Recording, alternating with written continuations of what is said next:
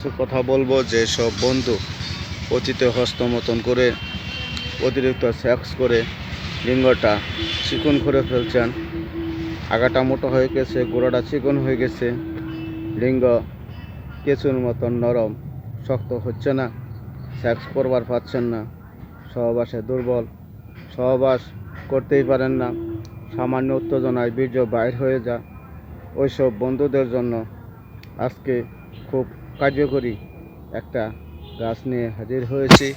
এই গাছটার নাম হলো মুথা গাছ। এই মুথা চাষ করতে হয়, কেউ নাগর মুথা বলে, কেউ মুথা বলে।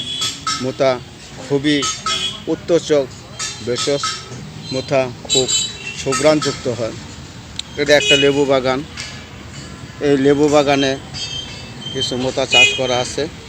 এই যে মুথাগুলা দেখতে পাচ্ছেন, এই গাছটার নাম হলো মুথা গাছ। এটা ঠিক একটা গাছের মতো। এই মুথা গাছের শিকড় নিতে হবে, এটা চারা। এই শিকড়গুলা নেবেন, এই মুথার শিকড় নেবেন।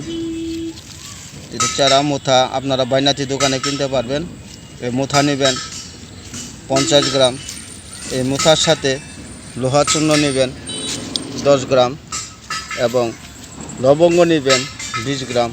এই সবগুলো একত্র করে শিলপাটায় বেটে কাচের গুল্লি পরিমাণ ট্যাবলেট তৈরি করবেন। ট্যাবলেটগুলো রোদ্রে শুকিয়ে কাচের বয়মে সংরক্ষণ করবেন। একটা করে ট্যাবলেট সকাল সন্ধ্যা মধুর সাথে মারিয়ে সেবন করবেন। কুসুম গরম দুধ খাবেন।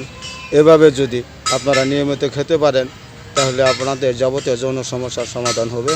বন্ধু, ভিডিওটা ভালো লাগলে লাইক করবেন, শেয়ার করবেন। যারা সাবস্ক্রাইব করেন না তারা সাবস্ক্রাইব